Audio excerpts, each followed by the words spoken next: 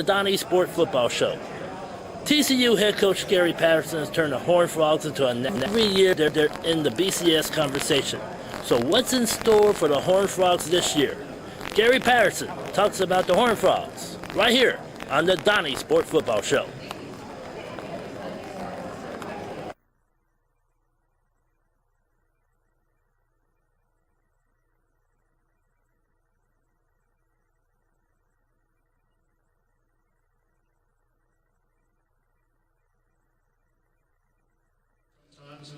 Is to go play.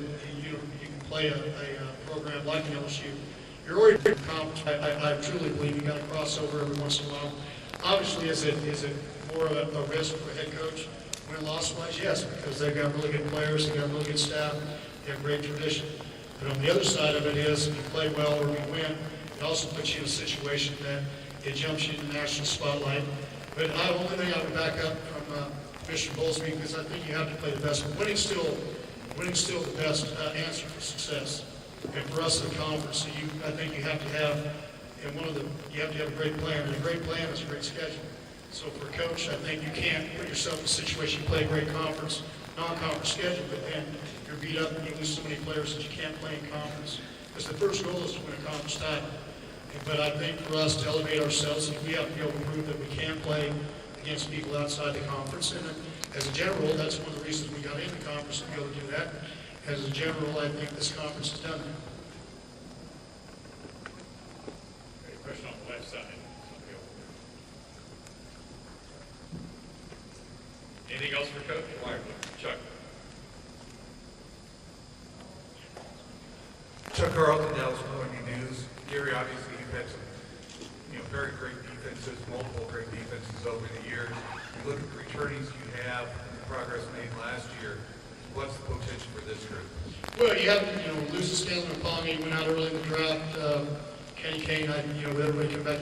You have to be able to rush the passer in this league. And even though everybody throws the ball, you have to be able to stop the run. There's not any doubt about how you do that. Whether it's by when you catch it, you don't let them run with it, or when they're handing it off. You've got to get it to where you have an advantage as far as it's passing down. You can't be an even down all the time. And you've got to minimize the big plays. You can't allow the score within a minute and a half. It's really hard to win ball games if you allow people to do that. So, I said a year ago, you got to learn how to make people kick field goals. We did that to an extent.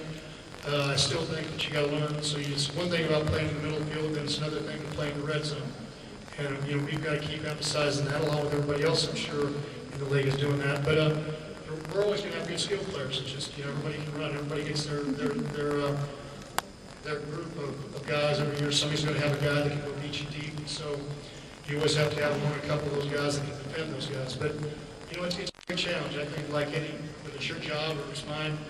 You guys as writers, you find a guy that's really doing a great job of doing the story, then everybody's trying to, how does he do it? How do I become like him? We're close to being like him. I don't think we're different. Doing our job, the offense is kind of like baseball. The hitters one year are way ahead of the pitchers, and the next year as they catch up. How do we as a defensive groups keep catching up and being able to hold our own? And because when it gets all down to it, we can score a lot of points, but for us to be a national contender on a national scene, you got to be able to play great defense in November, December, and then January ball games to win national titles. Whether it's in TCU or anywhere else, you can score points, but you got to be able to hit big ball games. You got to be able to play defense. And so, all of us as a league got to learn how to keep making ourselves better to do that.